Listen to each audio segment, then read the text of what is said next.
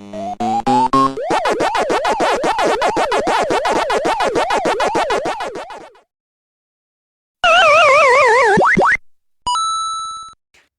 back, patreon.com/the Derrick Lamon Experience, one-stop shop for your gaming news. Also, Apple Podcasts, Spotify, iHeart, Amazon, Google, whatever they do over there, and YouTube on the free feeds. If you're listening on the free feeds and you want these episodes when they drop in their original air slot, that would be exclusively to Patreon. That's on Saturday afternoons at 2 p.m. If you're listening on the Patreon, invite some of your friends and family over. Patreon.com/the Derrick Lamon Experience. Again, that is Patreon.com/the Derrick Lamon Experience. Whew. Welcome back to the Week in Gaming, of course. Not too many topics because we're in that point of the year where the industry's kind of taking a lull. You'll start to hear about stuff that's going to come probably top of next year and plans for next year, but there's nothing really big going on. We're pretty much at the end of October, so now you're going to start to see these end of the year lists and things like that. To start the show off, as always, we're going to start off with grain of salt. We take all this with a grain of salt. By the way, this probably won't be a really long episode considering the fact that there isn't much gaming news. Anyway, so this is reported. I can't remember the Twitter account, and I mean to reference it, and I usually do, but I didn't get the name and information. But the new Naughty Dog IP is supposed to be an open world sci-fi game. It's not the sci-fi that I'm not really too keen on. It's the open world. I really think that gaming's going to have a reset. Let's be clear about that. But aside from that, I don't think that every game does not need to be an open world game. Let's just be clear about that. There's nothing wrong with linear experiences, right? It doesn't have to be this open world, and I've said it a million times ad nauseum, open world 100-hour experience with a bunch of icons on a map a la Ubisoft or something like that. That's just not necessary. Anyway, so apparently this is going to be an open world sci-fi experience. The new game is said to have a lot of player freedom per recent reports. Comparisons are being made by fans to Elden Ring, Breath of the Wild, Red Dead Redemption 2, and Grand Theft Auto. This was reported by Ben Hansen of the MinMax podcast. Previous rumors have the game set to be in the sci-fi genre. Again, we have no conclusive evidence to say if this is correct or anything like that. I don't know when we're going to see anything. Again, take this with a grain of salt until it is verified. Just take this with a grain of salt because I don't want anybody coming back and saying, well, you and your fake sources. No. That's why I say this segment of the show is called Grain of Salt, because we don't know what's going to happen.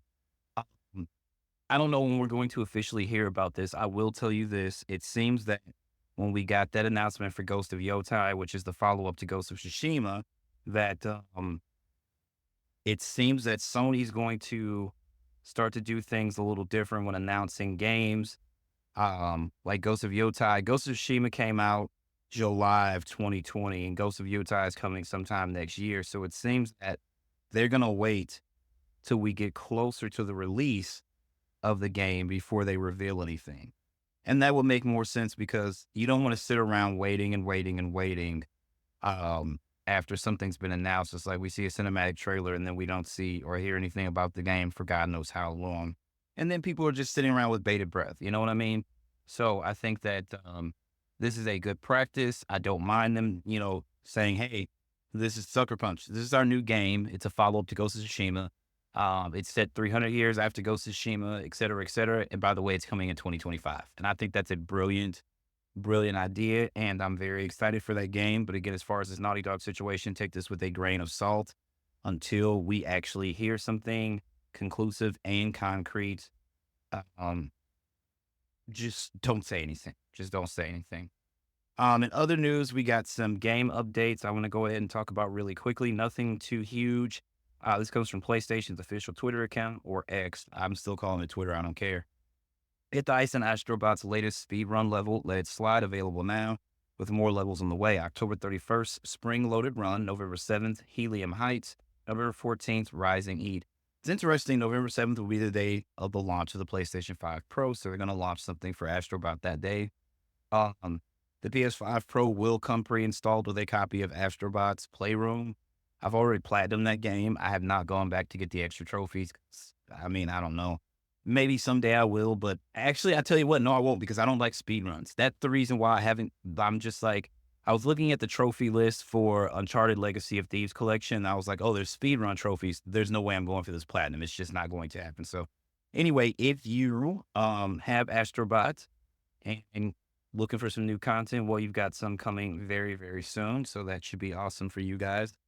Another game getting an update. This comes from comicbook.com. The Last of Us Part 1 gets huge upgrade with a new update. The game is now PS5 Pro ready. Naughty Dog has released a new update for The Last of Us Part 1 on PlayStation 5 that paves the way for a huge upgrade in the coming weeks. In early November, on the 7th to be exact, the PlayStation 5 Pro will launch and will provide improved performance and graphical options for select games in the PlayStation library. Now, thanks to the release of this patch for The Last of Us Part 1, Naughty Dog's remake of its classic action-adventure game will be PS5 Pro ready the moment the hardware launches. Downloadable now, update version 2.00 for The Last of Us Part 1 is primarily focused on making the game compatible with the PlayStation 5 Pro. Outside of this, though, Naughty Dog has also made some smaller adjustments to the title, namely a handful of bugs in certain levels and others tied to accessibility have now been squashed with this patch. It's not a huge update overall. It's one thing, but it's one that will be important for those looking to play TLOU Part 1 on the PS5 Pro when the console arrives on November 7th. So the patch notes, I have them here. New rendering mode added that takes advantage of PlayStation Spectral Super Resolution, aka PSSR. A new Pro mode renders at 1440p with PSSR upscaling output to 4K while maintaining a target of 60 frames per second. Performance and fidelity rendering modes are still available and provide smoother experience and high frame rates compared to the original PlayStation 5. Enhanced features require a compatible display in addition to the PlayStation 5 Pro console. General patch. Fixed issue where New Game Plus mode wasn't being applied when using Chapter Select. Fixed an issue where a player's artifact collection could be desynced with their save data, preventing trophy acquisition. Fixed an issue where game could be locked at 40 frames per second on boot up when using a 4K VRR monitor. Gameplay. Fixed an issue where players could become unable to swim quickly due to rebinding conflicts with the custom control scheme. Custom control scheme. Fixed an issue where the speedrun timer could revert to the most recent checkpoint's time if the player quit or the game crashed. Bill's Town fixed an issue where Ellie and Bill would not follow the player as expected. Lakeside Resort improved Ellie's accuracy with the hunting rifle while crouched. The University fixed issue with library generator that could affect progression. Bus Depot fixed issue where Joel's flashlight would turn on when inspecting certain artifacts despite being in direct sunlight. And then as far as accessibility fixes, it's right there. It added additional support so that more PlayStation 5 console accessibility settings are now reflected in game. Pittsburgh fixed an issue where generator could be pinged by enhanced listening mode before intended. Tommy's Dam fixed an issue on New Game Plus where there was no prompt to turn the hand wheel. And Left Behind Back in a Flash fixed an issue where navigation assistance could become disabled unintentionally. So, nice upgrade, nice patch for the game. Obviously, it's going to be PS5 Pro ready, and that's a big thing. But then also you have these other fixes that are really cool for the game as well. So excited to see how that runs on PlayStation 5 Pro hardware. Congrats to everybody that was able to get one. They're still available, to be completely honest with you. You can go to Amazon or any other direct retailer or partner retailer and probably still get a pre-order. So if you guys still want to get in 2 weeks ahead of the launch, then you know where to go. Another title that got a major upgrade. EA College Football 25. Road to Glory has various scenario fixes, removing a rogue pickup basketball game scenario that triggers multiple times for some players. Presentation and UI update. Added uniform pieces for Florida State, SMU, UCF, Texas State, Ole Miss, UNLV, Illinois, Miami, Oregon State, Cal, Old Dominion, Toledo, Oregon, Texas A&M, UTSA, James Madison, Colorado, Arizona State, Stanford, ULM, Texas Tech, FIU, Utah, Mississippi State, Air Force, BYU, North Texas, Louisiana Tech, Minnesota, Western Kentucky, South Alabama, Rice, New Mexico State University, Miami of Ohio, San Jose State, Arizona, TCU, Houston, Georgia Tech, and UTSA. UTSA is named twice, and Western Kentucky is named twice as well. So, updated pre-existing uniform pieces for 2024 season: SMU, Kent State, New Mexico, Washington State, Ohio State, Florida Atlantic.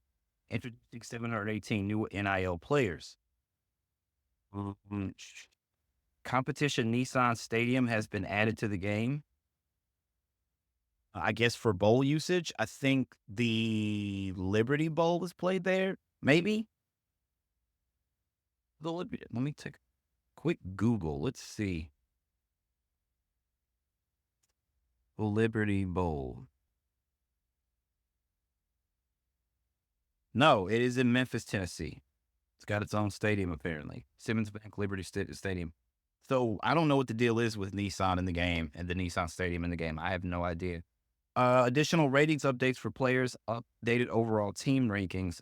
Dev note these rankings changes are exclusive to Play Now and Road to College Football playoffs. So obviously, they can't patch your save in Road to Glory or Dynasty, so it's only going to be affected in Play Now and stuff like that in Road to College Football playoffs. So if you're looking to take advantage of the fact that the tailback from Boise State is basically running over everybody in college football, if you're playing Boise State, if you're playing your Dynasty with Boise State, you're not going to see that update. Just, that's an example I can give you. But this should be interesting. I'm really excited. We're going to, by the time you guys hear this, if you're in the free feeds, the next day we're going to get our first college football playoff ranking. It should be interesting considering the fact that we now have a 12-team field instead of a 4-team field. But I'm really, really excited. If you're a college football fan, I do a college football weekly show here on Patreon. If you're listening and you're on the free feed and you like college football, this is another reason for you to subscribe to the Patreon, just saying. And then we've got some other quick information. Again, this isn't a huge week news-wise, so again, this is going to be a shorter show. So this is interesting. There's actually two things that kind of tie together, so let's just go ahead and talk about one of them first. So, it looks like, oh man, they took it down. Hold on, let me see if I can find something else, because it's not on there. Well, this is their actual website. 2 days ago.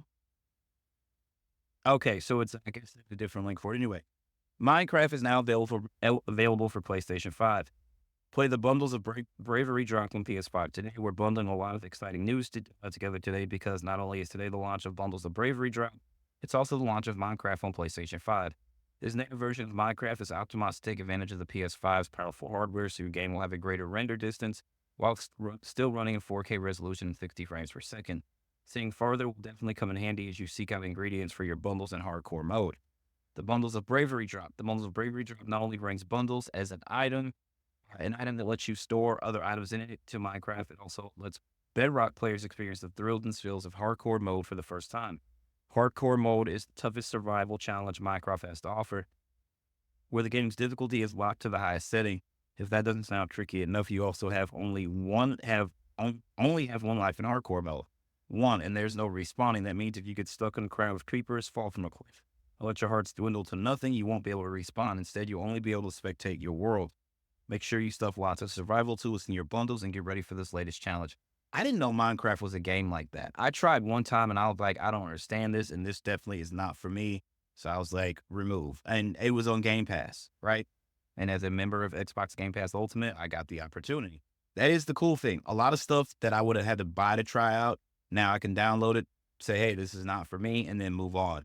I'm still upset that I spent $60 on Destiny and started playing it. And I was like, this game is totally not a game that I am going to enjoy, and did not enjoy. And that's not a knock on Bungie or Destiny. I'm just saying it's not for me. So play today on PlayStation 5. Not only is Minecraft for PS5 available now, you can claim it for free if you already own Minecraft Bedrock Edition for PS4. To do so, simply access the PlayStation Store via your PS5, ensuring that you're logged in, and claim your digital copy. Just remember that if you own the disc version of Bedrock Edition for PS4, you'll need to insert it to play Minecraft on PS5. Of course, if you don't own any version of Minecraft for PlayStation, you can purchase the copy via the PlayStation Store or at your closest video game retailer.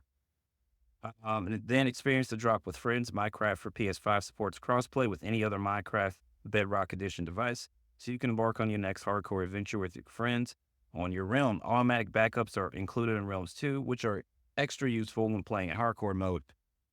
Is it technically cheating if I reload a realm in which I don't succumb to a creeper attack? I'll let you be the judge of that. Editor's note, it definitely is. So, um, Minecraft's native version available on PS5. So I guess everybody was playing like the PS4 version before, but now you have the option to play a native version for the PlayStation 5. So the reason I brought that up is because Satya Nadella spoke. I'm guessing this was today. I don't know when it was, but he talked about the whole bringing games to the competitors.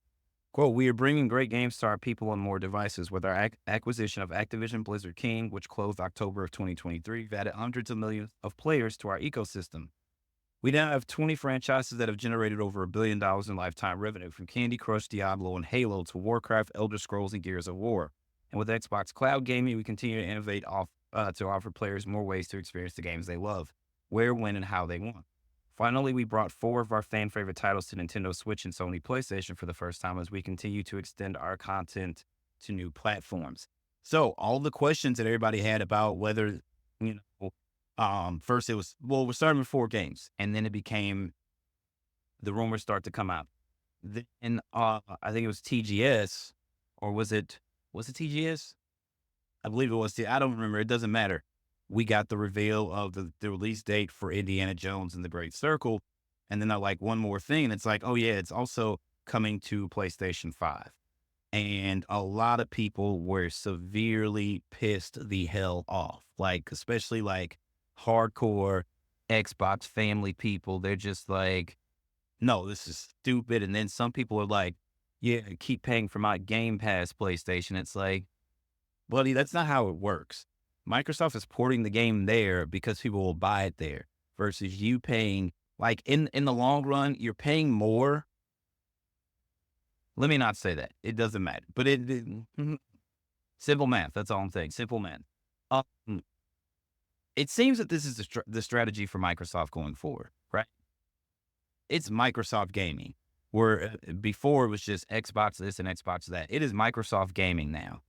And that's where, of course, Xbox, but also PlayStation, PC, Nintendo Switch, NVIDIA, every handheld, Steam Deck, all this stuff. Like, this is the new normal for Microsoft, it seems. And you can't really blame them because they were very open about the fact it's like, hey, we spent quite a nice sum of money acquiring publishers, which gave us, more content, more IP and things like that. But again, it was $80 billion we're talking about. It's not like somebody's like, hey, take $20 and run to the store for me and then keep the change. No, this is $80 billion. And the investors deserve to see a return on their investment. If they spend $80 billion and they just looked for people to pay them that money back using Xbox Game Pass, I don't think it works. Because if you move day and date to Game Pass Ultimate only. So you're not going to recoup that on the lower tiers. So then when you get parents like, well, hold on. Because I've always said, if you're a parent who went out and spent money on your kid for a new console for Christmas, right? And then anybody who was like a kid and like when you woke up Christmas morning, you got the console you wanted. Okay, but how many controllers did I get? How many games did I get? Because there's nothing worse than getting a new console and only having the one controller that comes with it and maybe getting one game. Because you're like, this is really cool, but I want to try out other shit as well, right? So then you start to run into a problem. Well, that's where Game Pass comes into play, right? And that's why they wanted it on multiple devices. If you think that Microsoft did not approach Sony about putting Game Pass on PlayStation or approach Nintendo about putting Game Pass on the Switch, you're out of your fucking mind. Okay? Because people still think of PC as Xbox and it's not. The issue, well, not even the issue. The thing here is the fact that Microsoft basically owns the PC market. Now there's Linux, there's Unix, there's other operating systems, but Windows is on 80% of all PCs around the globe.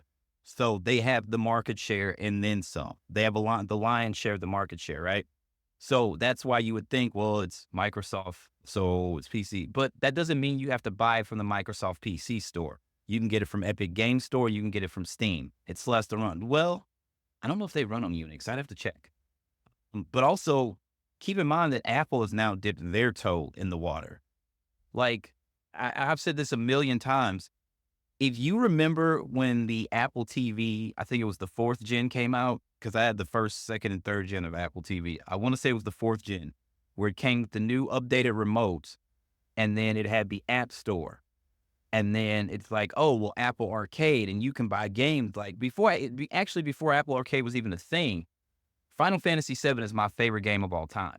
The only platform that I do not own it on is on Apple iOS. I own it on PC. I had it on my first PlayStation. I have it on my Nintendo Switch. I have it in my Xbox library. I have it in my PlayStation library. Like, I have bought that game more times than the only other game I've bought that much is Super Mario Brothers 3. And then coming in close now is Red Dead Redemption and Red Dead Redemption 2.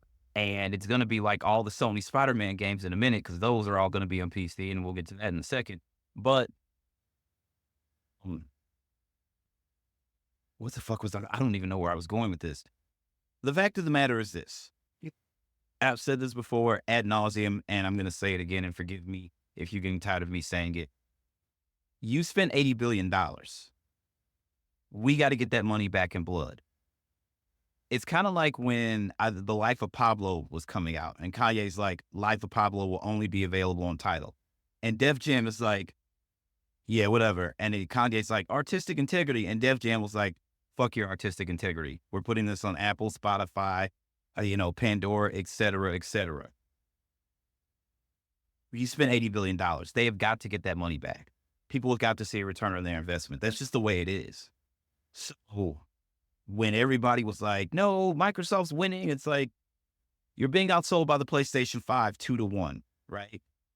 They've given up on the Middle East. I think in Saudi Arabia, they're not even going to sell the Xbox anymore. You don't have much of a hold in Europe, and you have no presence in Japan. And Satya Nadella and the board of directors at Microsoft, and then their investors that they answer to, they're looking at the bigger picture. Because we gave you guys games for free, essentially. I think Game Pass started in like 2015 or 2016. 2016. I'm pretty certain. Let me Google it to be sure, but I'm almost certain it's 2016. Game Pass.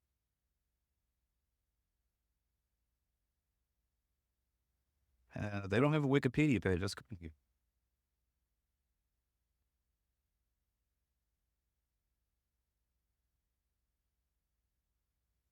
Launched on June 1st of 2017. So I was close. I could see it was 2016. Doesn't matter.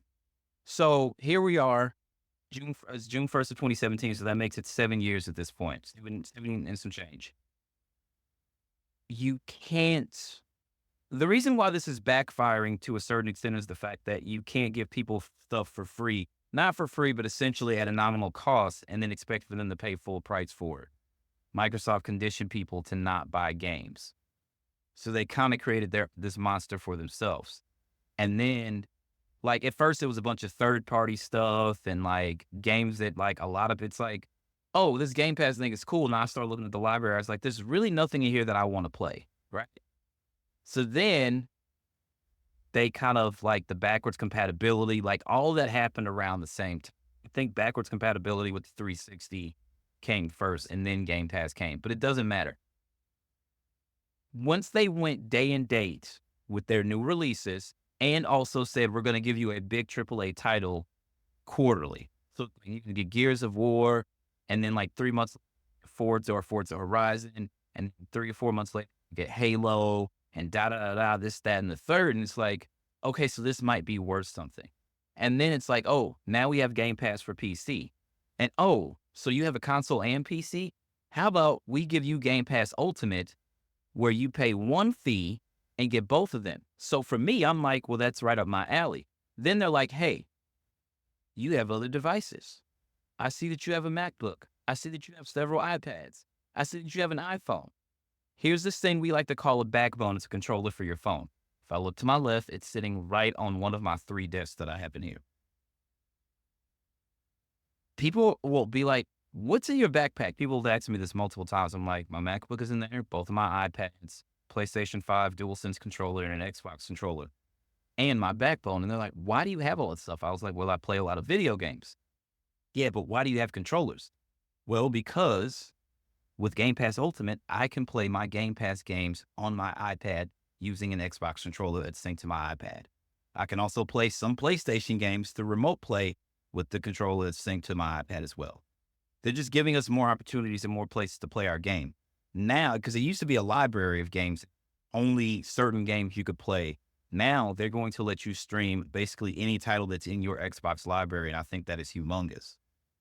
So this is where I was going. I totally forgot. So to spin it back around, again, Game Pass was the best offer in gaming, right? It was the best offer in gaming. It gave you value because if you went out and spent $300, if you bought a Series S for your kid at $300, or you spent $500 on the Series X, and they're like, "Oh, Mom, Dad, this is super cool. What games did you get me for it?" That box costs $500. That box costs $300. You'll get a game when I have some money, or you can save up and buy your own games. If I worked at Game Pass or Walmart or Target or anything like that, and thank God I don't have to work in retail, just being honest. If somebody came in and they were like, "Well, which console would you buy?" I'm not going to be like a fanboy and be like, "Buy the PlayStation." I'm not going to do that. I'm going to be like, "So here's the thing. You tell me what your kid is into, and then I'm going to give you the best option for them. Or I can tell you about all the consoles in the market right now and then tell you the best value." And if they say, "Well, da-da-da-da-da," I'm like, okay. Do they care about narrative experiences? Yes. Then you should buy them a PlayStation 5. I don't know if they still do the PlayStation Plus collection that came with the PlayStation 5, where it was like, because the PlayStation 4 is by far the best generation in gaming within the last 20 years or so, right? Nothing but bangers last gen. So, I mean, well, you buy them this and then you get this and they can play all these games from last generation. They're like, were they good? Well, yeah, the PlayStation 4 is the best generation of gaming in the last 20 years, maybe even ever, other than the original NES. I don't know. Okay. Well, what about this Xbox thing? So here's the thing. You buy them this. Well, what game should I get them? Here's the thing. You buy them this and you pay this fee every month, $20 a month, or 10 if they only had console, right? If they don't have PC and they only have console, $10 a month, they can play everything in this Game Pass library. And then sold, that's a customer. And then Microsoft's like, "Hey, guess what? Game Pass for console is no longer a thing. It's just standard Game Pass. And there's only certain things that's going to be in the library. Also, there's no more day and date." How do we get day and date? You got to have Game Pass Ultimate. Well, how do I play Call of Duty? You have to have Game Pass Ultimate. Like, you had to tweak the formula. I get it. There was no way that they were going to spend that much money and then let people play Call of Duty when it's a $70 title. And it's like, "No, I paid $10 a month, so I'm going to play Call of Duty." That was not going to happen. The minute they're like, Call of Duty's coming to Game Pass, I was like, I guarantee you the price is going up, and I guarantee you it's only going to be available in Game Pass Ultimate. Watch what I say. And that's exactly what happened. You guys should start listening to me more often, to be completely honest with you. But anyway, I think there's still advantages to Game Pass. It just depends on what type of gamer you are, right? Game Pass Ultimate suits me because of the streaming option, because I have a PC and I have multiple Xboxes. So it does suit me. It might not suit you and your family. The one thing that's very crazy to me is that how Microsoft, Nintendo, and Sony, neither of them had come up with a family online plan yet, because they were trying out a Game Pass family plan, I want to say in Europe. I can't remember exactly where, but they were trying it out overseas, but for some reason it didn't come to the US. And it's crazy that you would try it out over there when you sell more consoles in the US than anywhere else. This is like the only place where Xbox sells like at a decent clip. And again, you're still getting outsold 2-1 here by the PlayStation 5. So it's like, why are you testing family Xbox Game Pass plans over in Europe or wherever the fuck you were testing it? That doesn't make sense. You're just not going to get the metrics you're looking for. You have to run those kind of tests here. And I think that Xbox Ambassador should get first crack at that. It makes more sense to me. But I could be wrong. But anyway, this is not over. Number one, this is far from over. They're not done sending games to PlayStation, and they're not done putting games on Nintendo either. And I got to tell you, every time Apple does a new keynote conference about their Macs, they're getting more powerful. This is the point I was making about the Apple TV thing. So when they put They're like, oh, you can now download apps on your Apple TV. And they're like, you can download games. And they're like, there's a little adapter for the remote where you can turn it into a gaming controller for the Apple TV. I was like, oh shit, this is Apple testing the waters. And everybody's like, no, they're not. I'm like, they're testing the waters. Watch what I say. The next thing we know, here comes Apple Arcade. Right after that, hey, we have more powerful iPads so you can run full console versions of your game. When Google Stadia was a thing, you could use Chrome on your iPad to play Google Stadia, and they got the fuck up out of here real quick. That was a big disaster by Google. But so then Apple Arcade came, and then next thing you know, hey, these Macs are really powerful. This new iPhone is really powerful. You can play Resident Evil 4 on a PlayStation 5, an Xbox Series S or X, a MacBook, or an iPhone, or an iPad. When you start to see these trade shows and they show you new games that are coming, and at the bottom of the screen, they show you all the platforms, PlayStation, Nintendo, Xbox, you're going to see Steam pop up more, Epic Games pop up more, because they're not just going to say PC anymore unless it's Microsoft. It's a Microsoft Studio.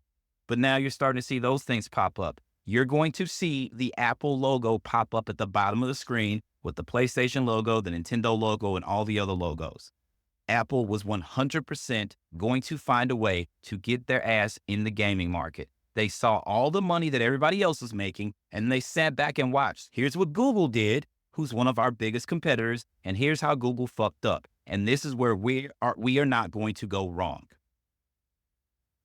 Why do you think Apple has been battling Epic Games in court? Because Epic wanted to go around the App Store, and Apple's like, no, if you're going to put this app on our store, we want a cut of it. Do you really think Capcom put Resident Evil on iOS and macOS devices and Apple didn't get a cut of that? That's not how the world works. For you to even put the game on the platform, you have to get a development kit. You have to pay for when these studios, when they make games like a multi-plat studio, like, okay, we want to put out a game. We want to put it out on the Switch, the last generation of Xbox, the current generation of Xbox, the last generation of PlayStation, and the current generation of PlayStation. And we want to put it on Mac and PC. So the PC is a little simpler, I would assume.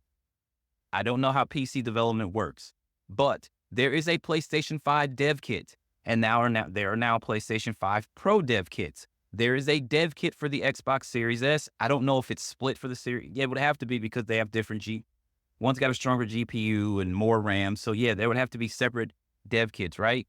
You have to pay for those. And those things can cost up to thousands of dollars. So you have to pay for those for your studio to develop the game for that particular hardware. You got to do this. You have to have the specs of a MacBook to be able to put your game on the Mac Apple platform. So they're like Mac dev kits or whatever the fuck you want to call them. They do exist. They exist. So if you thought this was just some little fly-by-night thing that Apple was doing, I sincerely have to tell you, you were very wrong. Number one, this is not the end of it. This is just the beginning of it. You're only seeing the tip of the sword. It's going to be much bigger going forward. I don't know. Keep your eyes open for that. And then lastly, this one has got a lot of people vexed. And I'm not going to lie. I don't know how. Well, number one, we knew this was coming because the rest of them are on there. And again, I said we would talk about this later. This coming from the PlayStation blog, Marvel Spider-Man 2 arrives on PC in January of 2025. Experience the latest chapter of Marvel Spider-Man franchise on PC next year. This comes from Aaron Jason Espinoza, the senior community manager of Insomniac Games. The post goes on to say, Marvel Spider-Man 2 is officially coming to PC, announced on Marvel stage at New York Comic Con today. Our latest entry, this is October the 18th, by the way. The latest entry in the critically acclaimed Marvel Spider-Man franchise arrives on PC January 30th, 2025 via Steam and the Epic Game Store. Wishlist now. Did I add that to my wishlist? Let me check Steam. Oops.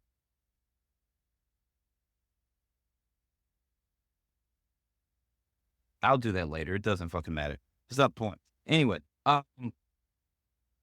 once again, we're happy to share the PC version is being developed and optimized by our friends at Nix's Software in close collaboration with Insomniac Games, PlayStation, and Marvel Games. Quote, bringing Marvel Spider-Man Remastered and Marvel Spider-Man Miles Morales to a new audience on PC together with Insomniac and Marvel Games has been a great experience for us at Nix's.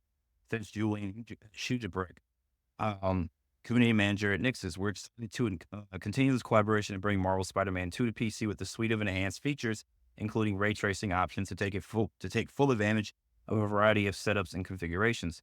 Stay tuned for more details on features and recommended specs closer to launch. Speaking of launch, 2 editions of Marvel Spider-Man 2 will be available when it launches on PC, including the Standard Edition and the Digital Deluxe Edition. Players will also have the option to upgrade to the DDE content, similar to our upgrade pass on PS5. It's a quick breakdown of what's included in each. So I'm going to say this, and this is probably, unless they do something else extremely egregious, this is kind of highway robbery by Insomniac and PlayStation. I have the collector's edition of Marvel Spider-Man, the first one, and it came with the statue of Spider-Man on top of the Sinister Six. And they even had like a thing in the box. When you open the box, the disc of the game, it was in a steel book, and I still have the steel book. And then if you remove that, there is a little placard, and it says, do not remove this until you finish the game or it will spoil the story for you. Because you would be able to see the statue, you'd be able to see Doc Ock and Vulture and Rhino and et cetera, et cetera. So it's like, okay, the Sinister Six are in the game. So I literally waited until I, rolled credits, and then I opened the box and took the statue out. It sat in there until then. With the Collector's Edition and the Digital Deluxe Edition, the first time out, you got the DLC.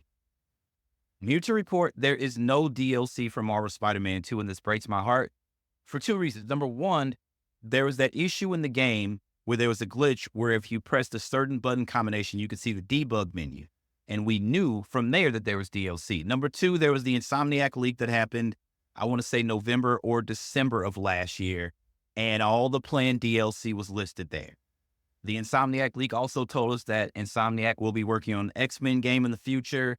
We saw, a vertical slice of Wolverine and some things like that. So it's like, we know it existed, but now you don't want to give it to us. So question is, are we still getting the Venom standalone project? And how does that work, considering we saw what happened to Harry at the end of Spider-Man 2? Is Eddie Brock somehow involved? These are questions that need to be answered. Number one, because I'm a PlayStation junkie. And number two, Spider-Man is my favorite comic book character. So these questions definitely need to be answered for me. My name on Snapchat is, the Amazing Spider-Man, for God's sake. So, do with that as what you will. So here's what you get in the Standard Edition, the complete game. All the latest updates since Marvel Spider-Man's 2 PS5 launch, including 12 new suits, new game plus, ultimate levels, new symbiote suit styles, time of day options, post-game achievements, action figure mode and photo mode, screen reader, and audio descriptions. Not bad. And the Digital Deluxe Edition, you get the complete game with the update listed above. 5 exclusive suits for Peter Parker, 5 exclusive suits for Miles Morales, early unlock for the Arachnite for Peter, early unlock for the Shadow Spider suit for Miles, early unlock for the Web Grabber gadget, 5 skill points, additional photo mode items. Some nice stuff in there. There needs to be DLC, and we know it existed, and that's what makes this so bad. Quote, showcasing our characters to as many fans as possible in the coolest ways possible are some of the reasons they are so beloved. In that spirit, we're excited that our spider heroes, their friends, and their supervillains are coming to PC in the critically acclaimed Marvel Spider-Man 2, says Eric Monticelli, executive producer for Marvel Games. Collaborating with Insomniac Games, the PlayStation produced a timeless superhero video game classic that, thanks to Nix's and the support of all the teams involved, players can now experience on PC with thrilling, enhanced features. Marvel Spider-Man 2 is a continuation of our Peter Parker and Miles Morales story, featuring iconic foes such as Venom and Kraven, as well as many returning favorites. Pause right. Kraven was the villain that we truly deserved. That was a phenomenal performance in that game.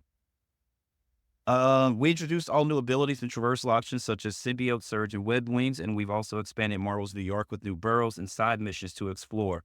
The hardest trophy was to go using the Web Wings from wherever you were in New York all the way to Queens without touching the ground. And I'm like, this is going to be the hardest trophy. And that was the last one, and it popped, and I was like, holy shit, I did it. And then the platinum popped, and I was like, all right, I could take a break. And then we waited till I think April to get New Game Plus, and then I went back in and had to play the whole game. Or really, I didn't do all the side quests because I did them the first time. It doesn't matter, but I did get the New Game Plus trophy as well. So it's platinum 100%. I guess I'm going to have to play it on PC now. While we have no additional story content planned for Marvel Spider-Man 1, we're delighted to bring all of our previously released post-launch content to the PC version, including New Game Plus, new suits and color variants, photo mode features, and more. We're also delighted to announce that Flying Fresh Suit Pack, our charity collab with nonprofit Game Heads, will be available for PS5 players in October and PC on launch at no additional cost. I don't want more suits. I want more game. In the year since launching Marvel Spider-Man 2 on PlayStation 5, the game has received critical acclaim, numerous awards and nominations, and praise from all fans around the world. For us, it's an honor to see players around the world show their love for our original take on Spider-Man and continue to share their favorite moments as they experience the game, the first, second, and third time. Our amazing partners at Nixxes have once again done an incredible job bringing the world of Marvel Spider-Man to PC players, says Mike Fitzgerald, Core Technology Director at Insomniac. Our team put a lot of love into this game, and we're excited that it will soon be enjoyed by a whole new audience with keyboard and mouse controls, ultra widescreen support, and numerous graphical options that make it feel at home on their platform. As we approach the PC launch of Marvel Spider-Man 2, we want to thank players for their support of our games and studio, especially amid Insomniac Games' 30th anniversary celebrations. Together, we've flown to distant realms and explored galaxies, discovered new dimensions, and saved entire cities. Our players have been a key constant throughout 3 decades. So on behalf of Insomniac Games, thank you. Again, that is... What date was it? I don't see the date. I think it's like... Where's the date? January 30th. So Marvel Spider-Man 2 is available on PC on January 30th. I'm going to shoot Insomniac some bail, and I'm going to give them some grace because let's keep it on. Let's keep it a buck. They have been holding the PlayStation 5 on their shoulders since it came out. Spider-Man Miles Morales on launch day. Ratchet and Clank Rift Apart June 11th of 2021. Marvel Spider-Man 2 last year. And Wolverine is coming. Insomniac has been carrying the PlayStation 5 on their back. So I'm not upset. I'm just upset that we're not getting the DLC. So actually, I am upset, but that's not the point. I'm going to go back and play all 3 games on PC because why the fuck not, right? So I'm excited for the PC launch, but I'm just bummed that it's over on console. But we know that we're getting a 3rd game. Maybe we'll get that Venom game. I don't know where Carnage fits in, but Venom and Carnage definitely have a place in the Spider-Man universe. Apparently, we're getting Silk next time, too. So whatever happens in the next game, Green Goblin tease at the end, it's a Marvel game. So when you play the game, when you play any of them, wait for the post-credit scene, just like if you went to see a Marvel film in the theater. Same thing. So I am excited for that. But that's all I got for you guys today. I'm freaking exhausted, and I have a heavy day ahead of me tomorrow at work, so I'm going to go ahead and end this like I end everything else. Believe in yourself first and foremost, because if you don't believe in yourself, of course, nobody else will believe in you. As always, my name is Derrick Lamon Jackson, and that is my time. Y'all have a good one. Peace out.